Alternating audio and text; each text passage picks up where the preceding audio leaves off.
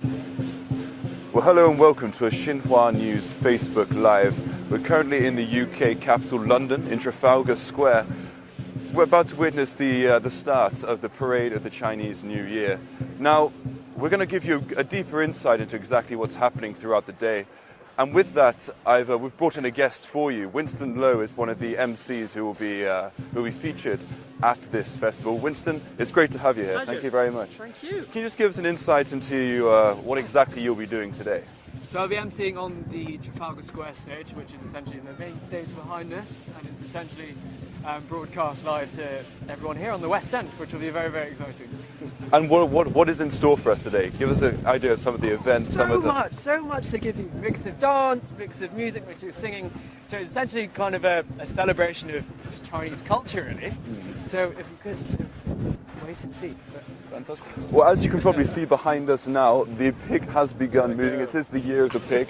Now, for those who don't know Winston, I just wanted to give us a bit of a background about exactly what the Year of the Pig is all about. Can you just give us, to our international audience, exactly what that is? So, obviously, the Year of the Pig is one of the 12 zodiacs in the Chinese calendar. It's, in fact, the last one, because it's the fable of the race across the river, as the legend goes, and the pig actually came last. But no, we're in full spirits today. Well, the pig is first today. The pig, yeah, so it's getting its chance in the limelight. So. Now, you're telling me about the floats that you've seen. You've had a real behind-the-scenes sort of insight into this. Can you just tell us what we can expect to see as this parade takes on? Yeah, well, obviously, first and foremost, the colours is, striking. And essentially the floats are a mix of kind of the people who have been involved in the Chinese community in London, a mix of the people we'll be seeing in terms of the acts in the stages that we'll see, because it's not just the Trafalgar Square stage. There are 4 stages across the West End, from martial arts, from family, to the talent and community zone. So it's kind of a sign of things to come. Sure. So you can kind of pick and choose to see which act you like. And it absolutely is a sort of representation of the Chinese community. Now, as China grows in economic power and sort of cultural influence, these sort of events noticeably have become bigger in the last 5 years. I wonder if you can just give us an insight, because you were emceeing 2 years ago. Yeah. From what you're seeing here, we've got a big crowd of people surrounding us. From what you're seeing here, is there a difference in numbers? Well, first of all, look at the weather. It's raining, it's cold, and there are thousands and thousands of people who have come out to watch. So, there is an audience, there is a platform, and people want to see this because, it's Chinese New Year. London is actually the largest Chinese New Year celebration outside of China. So, as we can see, people have come out in their masses with their families on the Sunday, on the first Sunday of the Lunar New Year. Come out and enjoy. But it is crazy, just to even reiterate that. We've seen now the pig has started moving. We'll get out of your way a little bit so you can see. It's interesting that you're saying how London has become the largest show outside of Asia, yeah. And that sort of shows the deepening ties between the UK and China. I wonder, as we've seen all these projects and stuff, and you yourself being involved within the Chinese community, what sort of difference have you seen in the last 5 years? Well, it's so important. I feel there is a greater kind of sense of wanting to get involved, I feel. There is a greater kind of awareness, I want to say, about kind of Chinese culture, be it in the food, be it in, the martial arts that we're going to see here, the line dancing now as they come through the parade. I feel there's a greater kind of vigour and eagerness to just kind of know more, really. Definitely. I mean, even in this weather, there's a sense of excitement. Now, just briefly explain to our international viewers what exactly is happening behind us right now. Right, well, we have the parade coming out now. We just saw the dragon doing the lion dance. You can hear the music who's going to reign in the new year, essentially.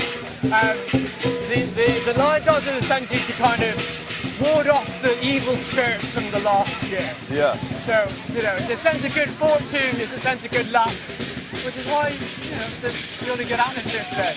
Yeah. It's really great to see a community come together, people from all ages here. I mean, what are the children's role in all of this? How do they take to it? Well, I'd say first and foremost, it's kind of the tradition. You need to pass on that kind of thing from generation to generation. It's so important to preserve these things because, it's such a sight to behold, isn't it? You wouldn't get this anywhere else, especially here, which is fantastic. Yeah. Now, we were talking earlier about the number of floats that are involved and sort of the variety of floats. Do you have a personal favourite float that's here today? Well, we're going to see a double-decker bus soon with all the VIPs. There is actually one which is coming up soon, which is the one after the one coming where the bus is coming out. Yep. So this is the VIP bus, but this is a great cultural representation of the ties in China and London. I mean, you've got the iconic London bus there, now celebrating Chinese New Year. 50 years ago, did we ever think this would ever happen? Oh, goodness, yeah. Which is the point I was about to make about the next float. There is a float of essentially all the landmarks of London and Beijing mixed together. Right. So you have the Forbidden City, Tiananmen Square, and I believe there's Big Ben. Which is very exciting. Well, that'd be interesting to see. And it's also interesting to think about how tourism as well, Chinese tourists coming to the UK has picked up again in the last 5 years. I think 2019 they're projecting about 500,000. Have you, in your time in London, have you noticed a sort of a boost, a growth of Chinese tourists coming to visit the city? You know, I think the biggest thing is the food. There's a food critic that said, if you want to experience kind of a region of cultures in one place without being, if you're going to be lazy, and if you don't want to travel around China, you come to London. Because you get all the different provinces' food in essentially one street. And they're all vetted because, you know, it's catered for the different tastes. And it's incredible because you can, you know, if you want to go to a northern Chinese province to have their food there, if you want to go to Sichuan to have their food, it's just right next door. So I think that's the biggest testament, that you can travel all the way across China in essentially one street. Yeah. Which is fantastic. Let's go back to these New Year celebrations. Now, across the UK, from Manchester to Birmingham, we have a number of events taking place. Specifically for Trafalgar, what are you most excited about taking place here? I think it's just to get, I always love kind of interacting with the people and how they kind of receive it. Because obviously, you know, it's not every day you see a double-decker bus with VIPs or a float carrying all the lions or, you know, Year of the Pig mascot walking around. So I always love seeing, kind of zoning out people's faces to just kind of see how they're reacting to it. So that's the most exciting thing for me. Now, I'm looking at this here. What exactly is this float coming up? I believe this is the children's float, right? As you can see. So this celebrates kind of, it's kind of the generation shift as we mentioned earlier. Kind of, the children are very important in the Chinese New Year. So kind of imbuing that culture here as they come out. Yeah. Yeah, there they are. Now, for many of our, maybe our Western viewers here, sort of, there's two different New Years happening. I mean, we have the New Year on December the 31st and welcoming January the 1st. But China obviously follows the lunars. Now, what sort of differences in celebrations do you notice? It's a good question. Well, one thing is the specific date. The Chinese New Year follows the lunar calendar. So it's kind of, it follows the rising and setting of the moon, which is why you kind of see it fall in the end of January or the mid-February as we see now. But apart from that, it's, you know, it's a very community atmosphere with both. I feel those are the parallels. You know, you're with your family, you spend time with them, you celebrate, you kind of reflect on the year that's gone past, and kind of, you know, sweep things under the rug and reflect and start fresh for the new year. And part of the celebration, we always seem to notice the drums. Give the cultural significance of those. Well, it's very symbolic, because the noise, as you see, can be seen as a cacophony, but it's actually only to ward off the bad demons from the last year. Right. So, harmony strike. The lesson last year's past. Yeah. Let's have a quick look around. I just want to be able to see how, if we can see the level of people here. I'm going to guess at least, I mean, we're expecting over 30,000 people. Well, I mean, even higher. The numbers are 700,000 people to visit, yeah. But if you sort of, a camera guy will give you a good insight into how many people are here this morning. Now, how many people are you looking at now? How many people do you think are here? Thousands and thousands. Well, it's 10 o'clock in the morning now. We're on until 6 o'clock, so that's a good 8 hours of Chinese New Year festivities. Yeah, just so amazing to see everyone. Yeah, I didn't expect it to be like this all weather, but it's always lovely to see. Here's the. But now, come on, explain this float for us. So as you're seeing here, there's mixtures of Beijing and London, sort of a cultural symbolism of how exactly bilateral ties are working. Oh, we've got Big Ben there. We've got.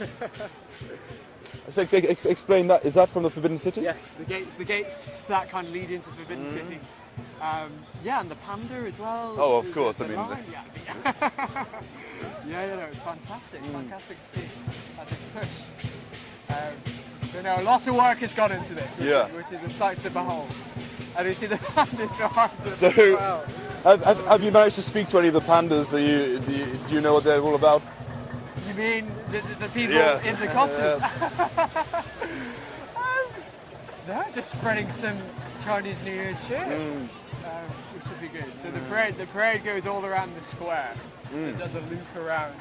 So it starts here at Trafalgar Square, a loop up towards Leicester Square, by where actual Chinatown is, where more and more people are going to be. So this is just the start. No, absolutely. So it weaves on up there. Yeah. How long is the route? So about 2 kilometres. 2 2.5 kilometres. Yeah. So it's a good chunk. It's a good distance. So now the pandas are walking on. So Winston, before you go on to MC, I just want to quickly talk to you about sort of what you've noticed in bilateral relations. Now, we both in the news, we both keep in close contact with how China and the UK are developing their diplomatic ties.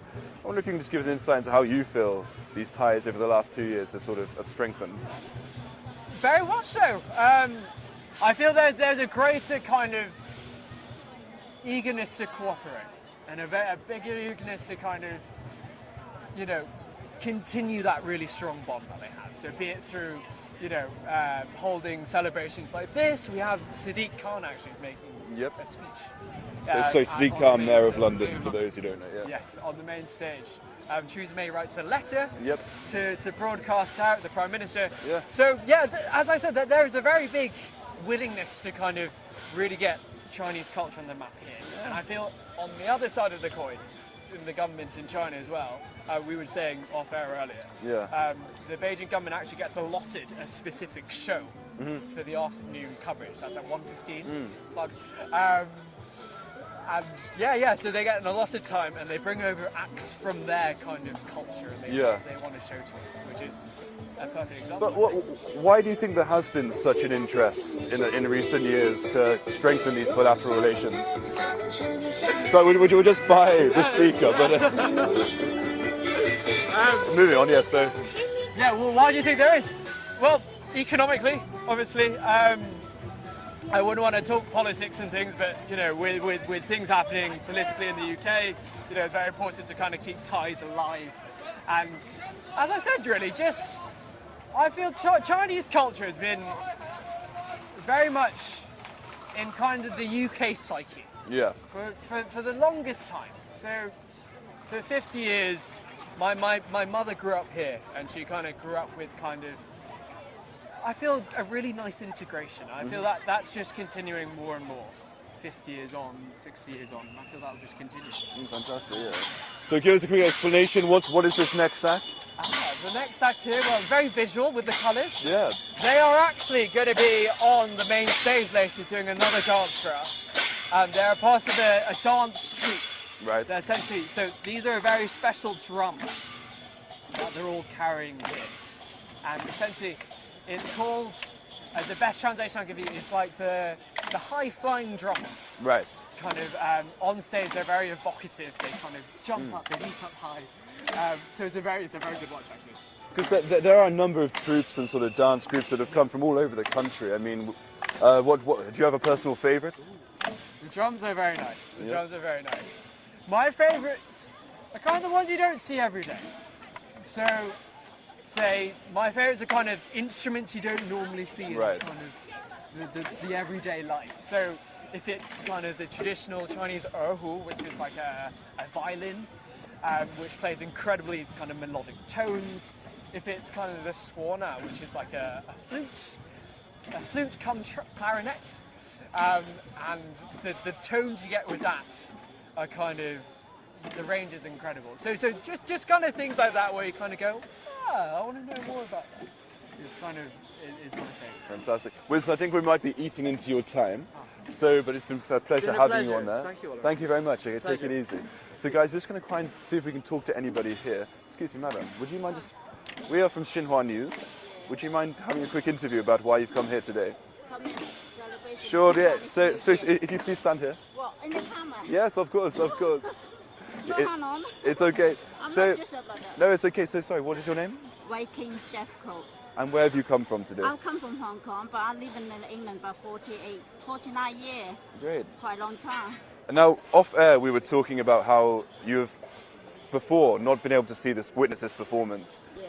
because tall people have been standing in the way of you or whatever. But now you are here, you can see it. Now, how does it feel to be here? I'll get very happy.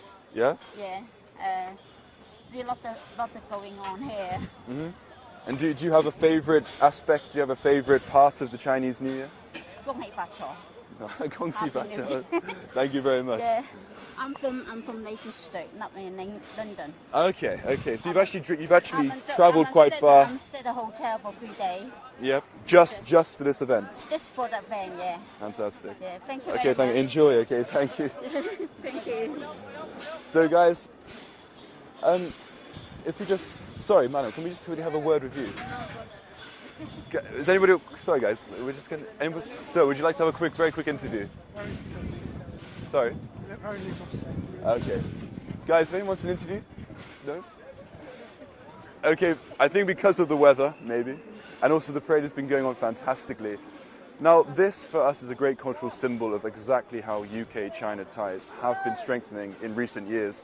As you saw, we spoke to Winston earlier about the collaboration, perhaps best represented by the float that showed Big Ben wrapped in Chinese colors. You know, it's all about showing this cooperation that we're seeing. Now, as this parade continues, Xinhua will be giving you updates throughout the day of exactly what is going on. And as you see here, we're still ongoing. Now, so my name has been Oliver Jarvis for Xinhua News. It's been an absolute pleasure talking with you, and I hope you've enjoyed our content. Gong xi fa cai.